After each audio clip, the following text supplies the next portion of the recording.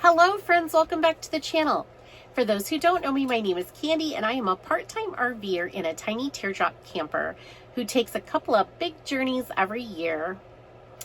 Today I am traveling from Nebraska to Atlanta. I'm taking my daughter's Dachshund to get professional dog training from my sister, who happens to be a professional dog trainer in Atlanta.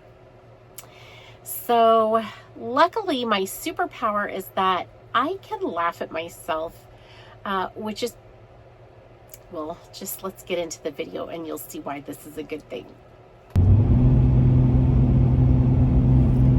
We're almost there.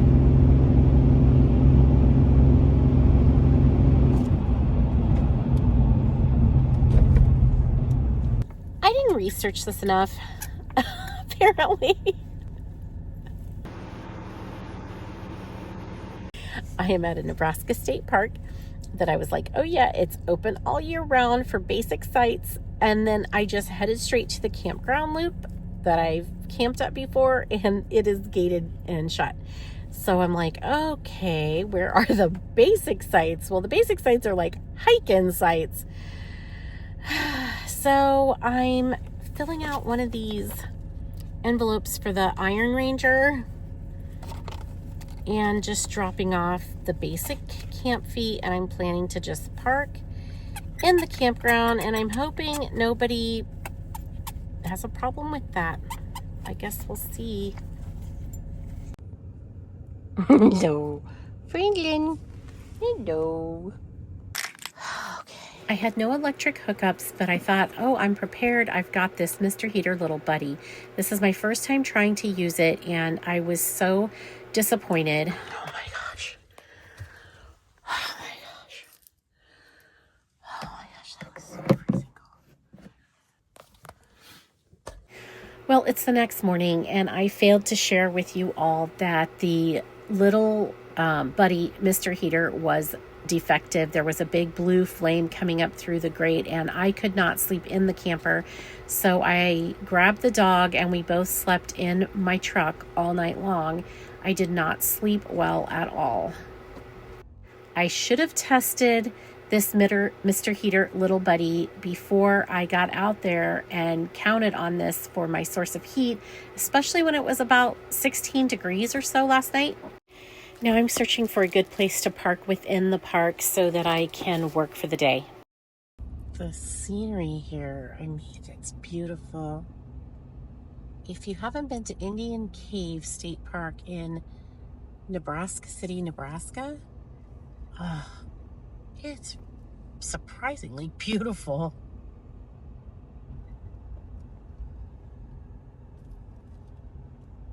It's beautiful.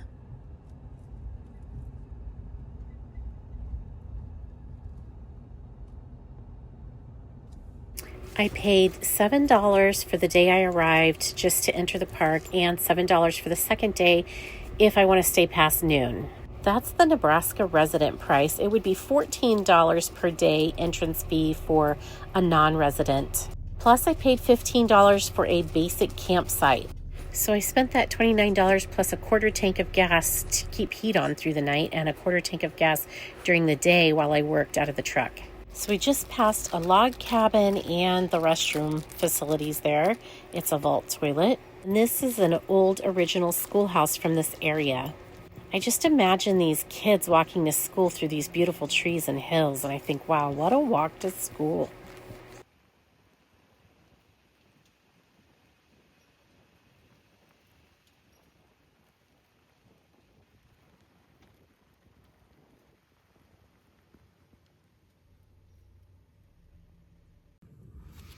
Okay, so today I'm working from Indian Cave State Park in Nebraska City, Nebraska. And I found a nice spot to park up on a hill so that I have a good Verizon service. So I'm using my hotspot for my meetings, and it seems to be working well today. I just want to show you how beautiful it is here.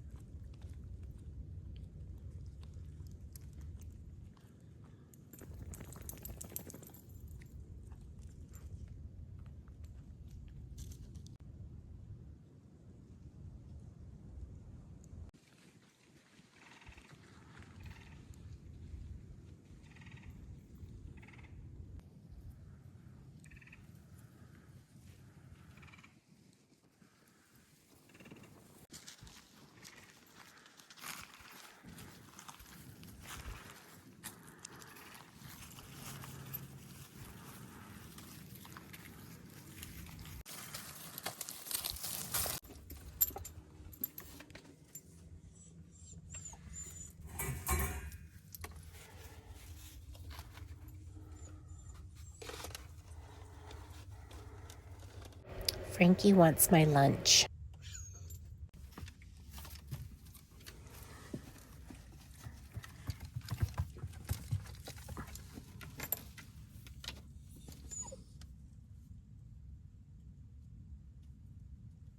I tripped over Frankie heading out the door and dropped the tuna salad on the ground, so he got some after all.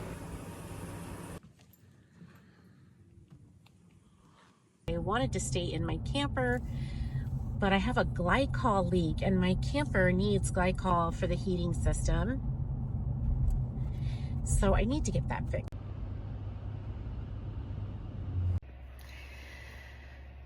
It's early in the morning. My daughter's dog had to go to the bathroom, so I had to get up at 4:53 a.m. and take him out, and now I'm having trouble falling back to sleep.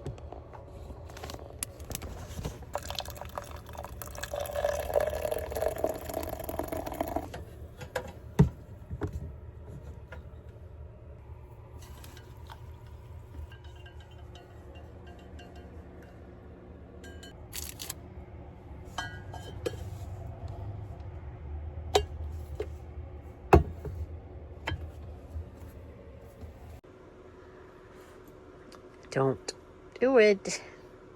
No, you need to let go. I can't have my socks. No, thank you. My steps are icy, and I did fall down, but I'm doing okay. And Frank is okay, so that's what's important. I'm at Freeman Community RV Park in Freeman, Missouri. This is $20 per night, and it includes full hookups. I only use the electric services.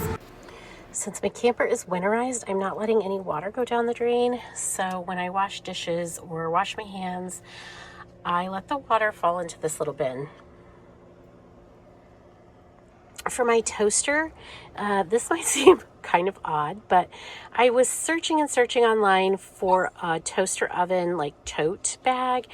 And at first I couldn't even find anything that had, was fully enclosed. It would just be a cover for a toaster that sits on the counter. But I wanted something that I could fully enclose and store it away, and I wouldn't have to worry about, any critters getting into it, or if critters did get into the bag, I would see evidence of it.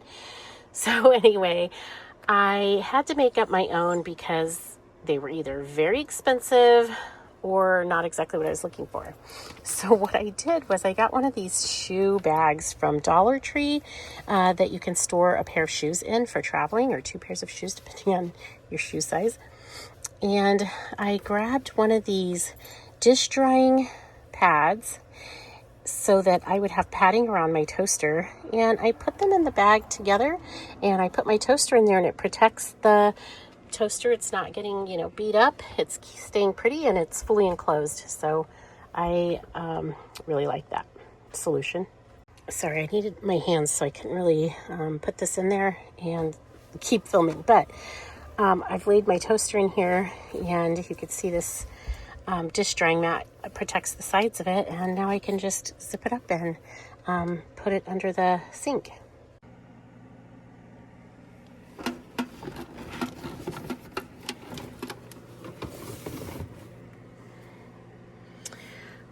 This shelf was also from Dollar Tree for $1.25. It's just a wire shelf in there.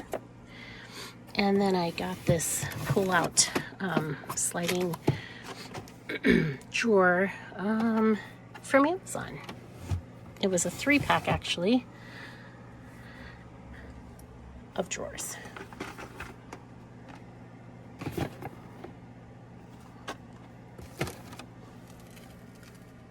You need to quit barking at me, mister. Yeah, I'm talking to you. Oh, please don't fall. You are pure cuteness, by the way. So traveling with this new puppy has really cost me a lot of space in here. I've been laying pee-pee pads down on the floor as well. So this just isn't my little cozy nest that I'm used to. It's a little more cluttered with the crate and the dog toys, and I'm keeping his little carrier actually in the camper for him to have his familiar little bed. But he's actually sleeping in my bed.